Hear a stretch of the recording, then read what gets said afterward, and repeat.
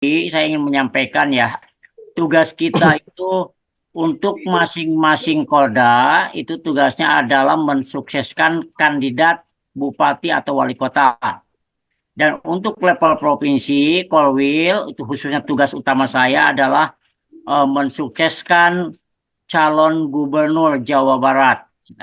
Nah, dalam prakteknya ini nanti akan bersinggungan calon gubernur dengan calon wali kota atau kabupaten itu akan berbenturan ataupun saling keterkaitan.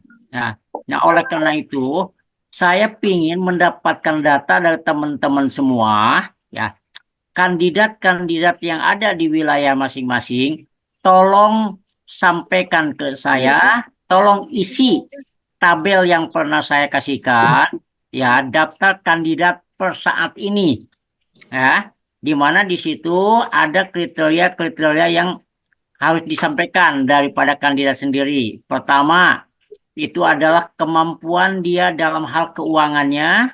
Yang kedua, kemampuan dia atau dia apakah sudah memiliki tim atau belum. Dan yang ketiga adalah dukungan dari partai-partai.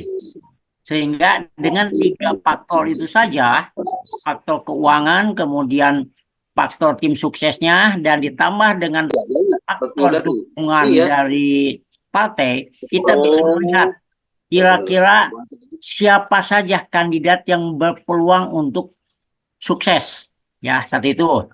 Nah, kemudian di tabel yang saya kasihkan sebelah kanannya itu adalah urutan dari partai-partai yang sudah dinyatakan menang oleh KPU. Misalkan, ya, pemenang satu di satu daerah adalah Golkar, kedua Gerindra, ketiga PDI misalkan. Nah, itu tolong diisi sesuai dengan keputusan KPU. Kemudian isi juga berapa suara yang dia dapatkan di parlemen. Nah, ini untuk melihat tingkat kekuatan dari calon-calon. Itu tolong secepatnya sampaikan ke saya. Kenapa? Karena saya sudah bisa sudah mendapat gambaran kira-kira calon kuat gubernur itu siapa. Ya, ini salah satu contoh aja kita sampaikan. Nah, pengamatan saya hingga saat ini yang akan masuk kepada Jawa Barat itu Pak Ridwan Kamil, ya.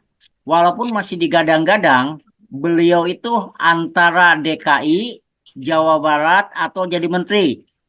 Nah, tapi terakhir Pak Erlangga tidak bilang kemungkinan Pak Ridwan Kamil akan masuk ke Jawa Barat lagi dan sudah mendapatkan rekomendasi dari Golkar dan Gerindra, ya. Nah, dari ucapan itu harus kita bisa menangkap kalau seandainya nanti Ridwan Kamil itu bergandengan tangan berpasangan dengan Gerindra, dalam hal ini kemungkinan besar Gerindra itu akan diwakili oleh Iwan Bule, ya. Karena Gerindra itu punya dua, Pak Iwan Bule sama dengan siapa tuh yang Purwakarta tuh, Deddy Mulyadi. Pak Deddy Mulyadi. Tapi tidak mungkin dari Gerindra tuh tidak mungkin dua. Nah, pasti salah satunya. Nah, yang jelas saat ini kita melihat bukan kepada orangnya, tapi kepada partainya. Kemungkinan besar kalau seandainya Golkar berkolaborasi, berkoalisi dengan Gerindra, itu kemungkinan kuat, ya. Karena melihat hasil pemilu saat ini, hasil pileg kemarin, itu Gerindra sebagai pemilik suara terbesar di Jawa Barat untuk Gerindra. Golkar itu kalau nggak salah kedua atau ketiga. Nah, kalau dua partai ini berkoalisi, itu kemungkinan besar dia akan kuat. Nah, dengan pengamatan atau analisis seperti itu, saya ingin melihat di wilayah masing-masing itu calon-calon kuatnya dari mana. Kalau seandainya calon yang kuat di masing-masing wilayah itu ada kesesuaian dengan gubernurnya, itu akan sangat memudahkan buat kita. Ya, kalau seandainya calon gubernurnya itu partainya ada kaitannya dengan di wilayah masing-masing, itu akan sangat memudahkan kita, terutama berkaitan dengan mesin pendulangnya. Database-nya bisa sama. Ya, itu akan lebih enak. Ya. Nah, oleh karena itu, kalau saya mendapatkan daftar dari kandidat dari masing-masing wilayah, itu saya akan bikin nanti formulasi kira-kira seperti apa, kira-kira di daerah mana yang akan kita prioritaskan, yang akan kita fokuskan, sehingga teman-teman nanti akan lebih fokus. Kayak misalkan di Garut, itu dari daftar yang masuk ke saya, Bang Jay, itu sudah ada calon kandidat lebih dari 15. Ya. Nah, kenapa banyak sekali? Karena saat penyusunan kemarin itu tentu mengambil data dari media, data dari KPU dan dari data dari mana-mana. Tapi setelah tanggal 20 keputusan KPU itu sudah jelas. Ya kira-kira kandidat-kandidat yang bakalan maju dan kuat itu udah secara otomatis bisa kesaring.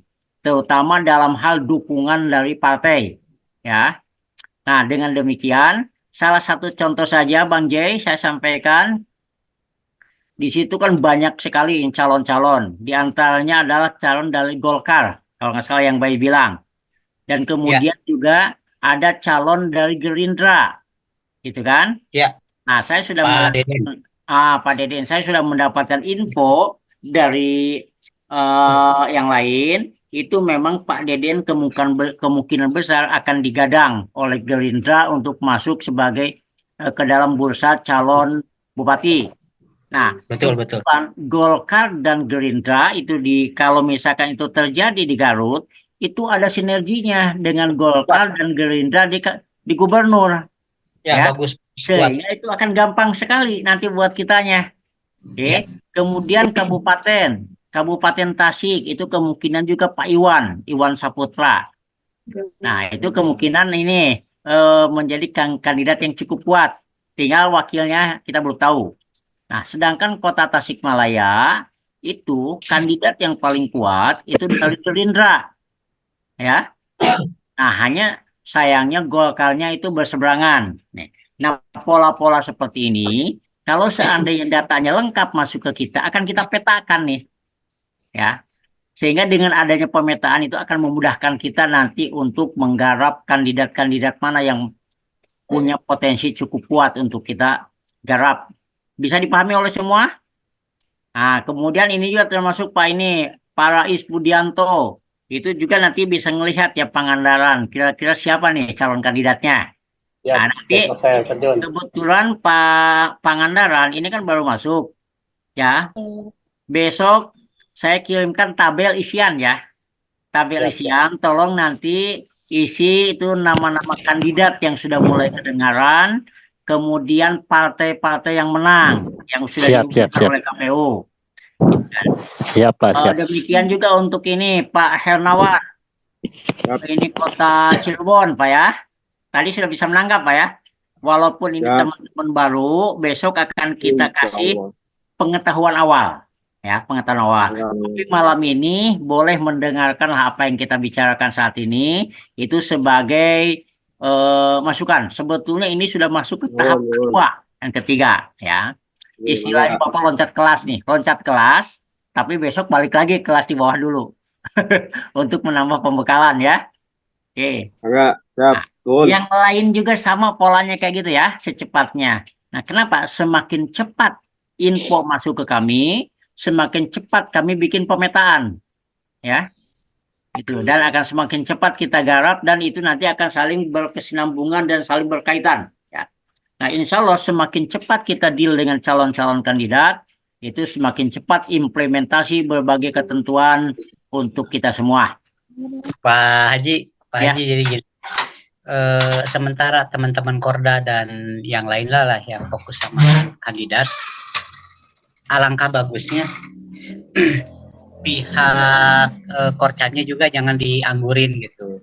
ya, Jadi seperti saya nih sekarang Korcam sudah mengetahui warna kuning, warna hijau dan warna merah. Penanganan warna kuning, misalnya warna kuning itu adalah di mana dia memang saudaranya si lawan tetangga kandidat atau yang tidak akan memilih, itu penanganannya nanti ada caranya kita atasi. Terus yang warna merah adalah yang berharap dia itu hanya serangan pajar. Nah, seperti itu. Nah, itu juga ada penanganannya. Dan teman-teman Korcam di wilayah Garut khususnya, itu sudah mengetahui nih dari 43 kecamatan ini, dia sudah mengetahui warna-warna setiap desa 470 itu sudah mengetahui semua gitu. Jadi alangkah bagusnya yang Korcam tetap bekerja mencari mapping itu, sementara kita nih untuk menggait kandidat fokus juga seperti itu gitu. Ya, jadi sama-sama lah. Jadi jangan sampai ada tim itu bekerja semua lah gitu. Mungkin gitu Oke, dari saya. oke, saya jadi terinspirasi juga dengan Bang Gey ya. Kepada semua teman-teman Korda, lebih cepat kita apa istilahnya bertindak itu akan lebih bagus. Kenapa? Karena teman-teman Korcam kita tuh di bawah sudah pada menunggu untuk bekerja.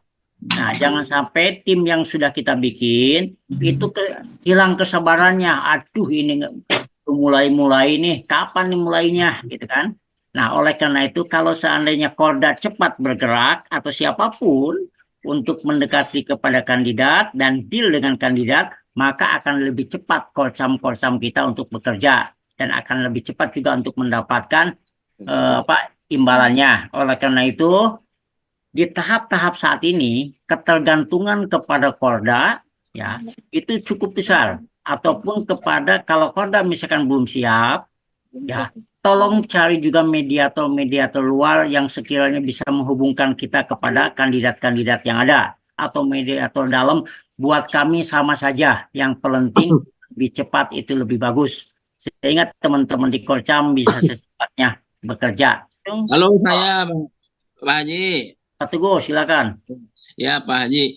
Kalau tadi kan melihat dari Garut, informasinya kan sinkron dengan untuk yang di provinsi ya, Pak. Ya. Terkait dengan kandidat ya. Ya. Sementara kandidat yang kami dari Cirebon itu satu Bu Ayu emang dari PDIP dan kedua incumbent memang dari PKB, dan satu yang dari Golkar kemungkinannya ini agak kecil ya. Itu Pak Haji. Jadi gimana ini jalan keluarnya gitu? Nggak apa-apa.